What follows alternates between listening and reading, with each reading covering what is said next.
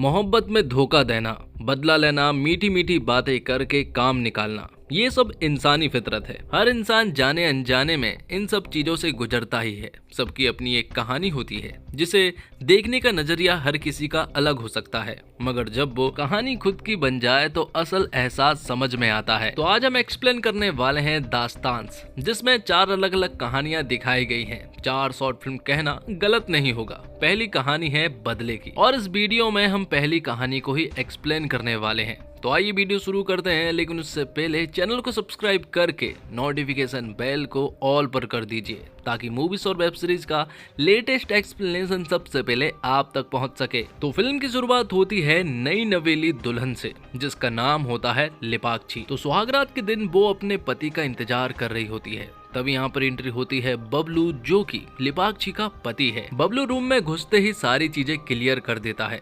वो कहता है कि वो एक लड़की से बेइंतहा प्यार किया करता था, लेकिन उसके गुजर जाने के बाद अब वो प्यार वो किसी को भी नहीं दे पाएगा। तो ये समझ लीजिए कि उसका प्यार जो है मैं आपको कभी नहीं दे पाऊंगा। इस रिश्ते को तुम गठबंधन का नाम दे देना, क्योंकि उसके पिता जो है वो एक बहुत बड़े पॉलिटिशियन है। तो बबलू एक बहुत बड़ा बिजनेसमैन है। इस शादी से दोनों को ही बहुत ज्यादा फायदा होने वाला था, लेकिन इन सब के बीच में लिपाक्षी फंस चुकी थी, क्योंकि उसने अपने पति से कुछ सपने संजोए थे। तो अब कहानी जो है वो 3 साल आगे शिफ्ट हो जाती है, जहाँ पर कि हम देखते हैं कि लिपाक्षी का आज जन्मदिन है। यहाँ पर उसका एक आशिक उसे जन्मदिन विश करने के लिए आया था। वो बताता है कि वो उससे बहुत प्यार करता है और वो तुम्हारे लिए कुछ भी कर सकता है। जिसके बाद वो आदमी लिपाक्षी को एक नाइटी ड्रेस देता है और वो कहता है कि मैं चाहता हूँ कि तुम इस ड्रेस को पहन कर आओ। तो लिपाक्षी कहती है कि मरने वाले हर एक इंसान की वो इच्छा पूरी करती है। वो नाइटी जो है वो पहन कर आ जाती है, और फिर थोड़ी ही देर के बाद यहाँ पर एंट्री होती है बबलू की। जो चीज लिपाक्षी को चाहिए है वो बबलू नहीं दे पा रहा है, तो लिपाक्षी भी उसी का फायदा उठाती है और इस तरह के अफेयर करके वो लोगों को मरवाती रहती है। यहाँ पर बबलू जो है वो लिपाक्षी को कई बार समझाता भी है कि ऐसे बाजारूपन करना बंद करो। लिपाक्षी उससे कहती है अगर तुम्हें इतना ही बुरा लग रहा है तो तुम मुझे खरीद लो। बबलू ने उसे कई बार गन दिखाकर कहा कि वो उसे जान से मार देगा। तो लिपाक्षी कहती है कि मुझे तुम्हारी गन के ऊपर भरोसा नहीं है, मारना है तो अपने हाथ से मारना। दरअसल में लिपाक्षी को बबलू से बिल्कुल भी डर नहीं लगता। जिसके बाद हम बबलू को देखते हैं, जो कि उस आदमी को एक गरम तेल की कढ़ाई में बेदर्दी से डाल देता है और उसकी बेरहमी से हत्या कर देता है। अगले दिन बबलू का ड्राइवर जो है वो बबलू के पास आता है। वो मिठाई लेकर आया था। दरअसल में बबलू के ड्राइवर के बेटे की, जिसका नाम राज है, उसकी लंदन में जॉब लग चुकी है और उसे सालाना 15 लाख रुपए मिलेगा। तो अब राज भी बबलू सर से मिलने के लिए पहुंच जाता है उनकी कोठी पर। यहीं पर हम लिपाक्षी को देख पाते हैं, जो कि राज को गंदी निगाहों से देख रही होती है। और राज जो है वो काफी हैंडसम था, इसलिए बार बार उसकी नजर जो है वो उसके ऊपर पहुंच रही थी। यहाँ पर वो बबलू सर से मिलता है और राज जो है वो उन्हें रोलेक्स घड़ी गिफ्ट करता है। यहाँ में उनकी बातों से मालूम चलता है कि राज के पिता की बबलू ने कुछ साल पहले टांग तोड़ी थी, लेकिन इलाज भी उन्होंने ही कराया था। और तभी यहाँ पर लिपाक्षी भी पहुंच जाती है। लिपाक्षी जो है वो बबलू के सामने ही राज से फ्लर्टिंग करने लगती है। राज उन्हें भाभी बुला रहा था, लेकिन लिपाक्षी कहती है कि वो सभी के लिए भाभी नहीं है। अब रात को खाना खाते वक्त बबलू राज से पूछता है कि उसे लंदन में कौन सी जॉब मिली है। तो राज बताता है कि उसे फाइनेंस डिपार्टमेंट में जॉब मिली है, जहाँ पर कि उसे अकाउंट वगैरह संभालना है। ये सुनने के बाद बबलू कहता है कि तुम एक काम करो, तुम वहां ना जाकर यहीं मेरे साथ काम करो। वो लोग 15 लाख रुपए दे रहे हैं ना, मैं तुम्हें साल का 25 लाख रुपए दूंगा। ये सुनने के बाद राज जो है वो उनकी बात मान जाता है। अब राज जब यहाँ से जाने लगता है तो बीच रास्ते में लिपाक्षी उसे रोक लेती है। लिपाक्षी यहाँ पर राज से फ्लर्टिंग करना शुरू कर देती है, जबकि राज जो है वो उससे निगाहें भी नहीं मिला रहा था, लेकिन दूर से बबलू सारी चीजें साफ साफ देख पा रहा था। और ये बात लिपाक्षी भी जानती है और वो जानबूझकर ऐसा करती है ताकि बबलू को गुस्सा आए और वो उसकी जरूरतों को पूरा कर दे। लेकिन ऐसा अभी तक नहीं हुआ है। बबलू ने लिपाक्षी को आज तक नहीं छुआ है। अब रात को जब राज अपने घर पहुंचता है तो वो अपने पिता को बताता है कि वो लंदन नहीं जा रहा है, बल्कि वो बबलू सर के पास ही रहकर काम करेगा, क्योंकि वो उसे साल का 25 लाख रुपए दे रहे हैं।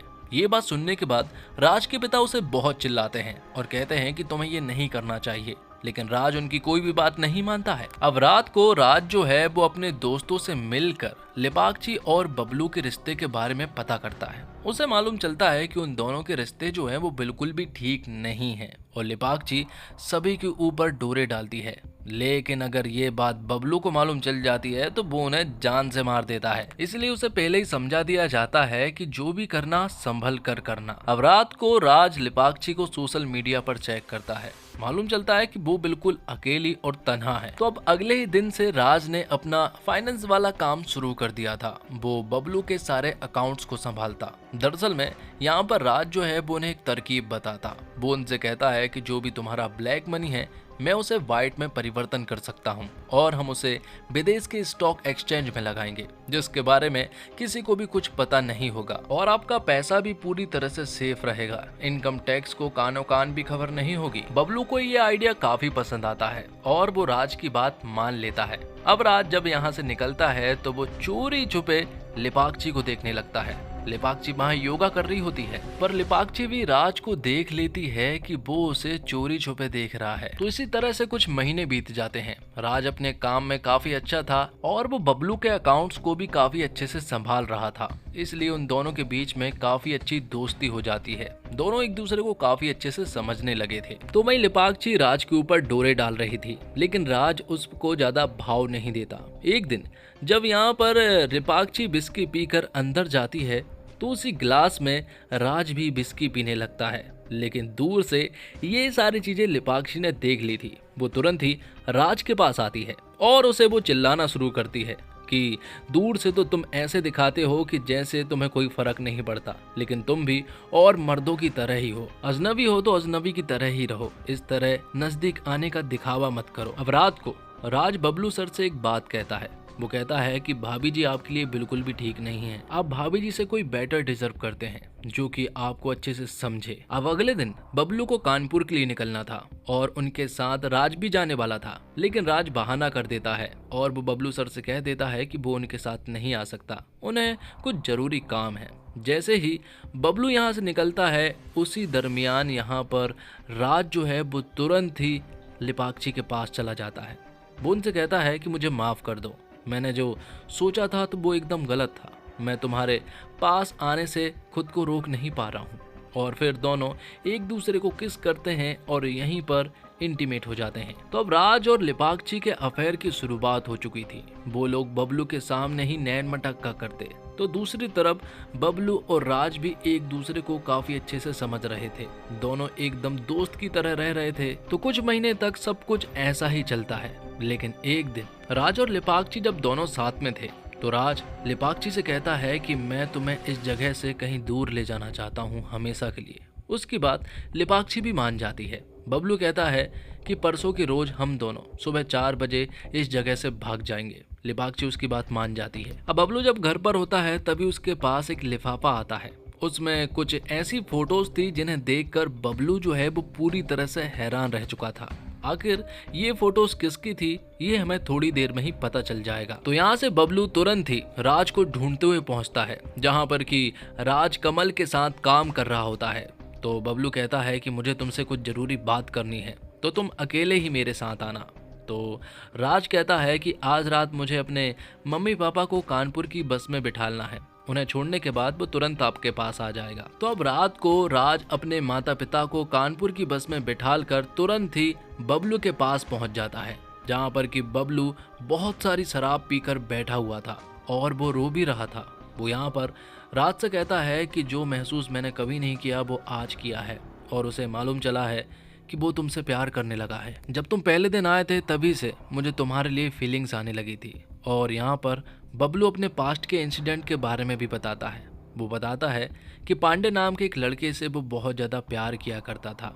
वो दोनों एक दूसरे के हमेशा साथ रहा करते थे, लेकिन एक दिन ये सारी बातें उसके पिता को मालूम चल गई और तब उसके पिता ने पांडे को गायब कर दिया। तो मेरी जो शादी लेपाक्षी से हुई है वो गठबंधन की वजह से हुई है, क्योंकि इस शादी से दोनों को ही फायदा होने वाला था। अगर मैं लेपाक्षी को कुछ कर दूं तो बहुत प्रॉब्लम हो सकती है, क्योंकि उसके पिता एमपी है। इसलिए मैं चाहता हूं कि लेपाक्षी को तुम मार दो, और इसकी भी एक बहुत बड़ी वजह है। यहाँ पर बबलू राज को लिफाफे से निकालकर फोटोज बताता है उन फोटोज में बबलू का राइट हैंड कमल लेपाक्षी को किस कर रहा था, इसलिए वो कहता है कि तुम लेपाक्षी को मार दो, वो इस तरह से नहीं सुधरने वाली, तुम बस उसे मार दो। अगले दिन राज जो है वो बबलू सर के पास आता है। वो उन्हें बताता है कि कमल और लेपाक्षी अगली सुबह जो है वो ट्रेन से भागने वाले हैं, तो मैं लेपाक्षी को स्टेशन पर जाकर ही मार दूंगा, लेकिन तुम कमल को संभाल लो। कमल यही बबलू के पास था, वो उसी के साथ काम कर रहा था। तो वहीं दूसरी तरफ लेपाक्षी ने अपनी सारी तैयारियां कर ली थी भागने की। तो वहीं आगे हम देखते हैं कि राज जो है वो रात की बस में बैठ जाता है और कहीं निकल जाता है। दूसरी तरफ बबलू जो है वो कमल को बेरहमी से मार रहा था। यहाँ पर कमल कहता है कि तुम मेरे बेटे की तरह हो और लेपाक्षी बेटी की तरह है, तो मैं ऐसा कैसे कर सकता हूँ। तो यहाँ लेपाक्षी भी बैग की सारी पैकिंग करने के बाद स्टेशन की तरफ निकलने लगती है।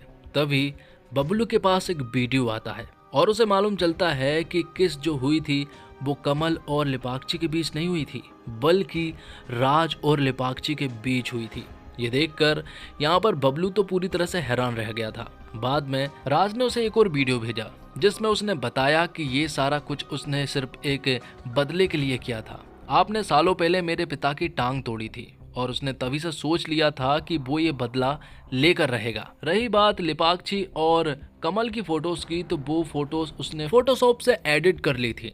उस फोटोज में तो दरअसल में राज ही था, पर एडिट करके उसने अपने चेहरे के ऊपर कमल का चेहरा लगा दिया था। वीडियो में राज एक और बड़ी चीज रिवील करता है। वो बताता है कि आपके अकाउंट में से कुछ 10 करोड़ रुपए उसने अपने पास रख लिए हैं। जो पैसे उसने स्टॉक एक्सचेंज में लगाए थे जो कि ब्लैक मनी था, उन्हीं में से 10 करोड़ जो है वो मेरे पास है। उनकी इन्वेस्टिगेशन करने की कोशिश मत करना क्योंकि वो एक ब्लैक मनी है, तो इन पैसों का आपको कहीं रिकॉर्ड भी नहीं मिलने वाला है। ये सारी बातें सुनने के बाद बबलू तुरंत ही रेलवे स्टेशन पहुंचता है जहां पर की अकेली लेपाक्षी बैठी हुई थी। यहाँ पर बबलू उसके माथे पर गन लगा देता है। वो उससे मारने ही वाला था कि तभी लेपाक्षी कहती है कि मैंने आपसे कहा है कि मारना तो हाथ से मारना, मुझे तुम्हारी गन के ऊपर भरोसा नहीं है। तभी बबलू गला घोट कर उसकी जान लेने लगता है। तो लेपाक्षी से बताती है कि वो प्रेग्नेंट है। ये सुनने के बाद बबलू तुरंत ही रुक जाता है और मालूम चलता है कि ये बच्चा दरअसल में किसी और का नहीं बल्कि राज का ही होता है। राज ने बबलू से पहले ही कह दिया था कि अगर कोई उसकी मदद करता है, कोई चीज देता है, तो बदले में वो उसे लौटाता जरूर है। बाद में बबलू ने लेपाक्षी को भी एक्सेप्ट कर लिया था और इसी के साथ ये फिल्म यहीं पर खत्म हो जाती है। उम्मीद करता हूँ दोस्तों आपको वीडियो पसंद आई होगी। वीडियो पसंद आई हो तो वीडियो को लाइक करके चैनल को सब्सक्राइब करके नोटिफिकेशन बेल को ऑल पर कर दीजिए ताकि आपको इसी तरह के लेटेस्ट और फ्रेश कंटेंट मिलते रहे। धन्यवाद। जय हिंद, जय भारत, जय श्री राम।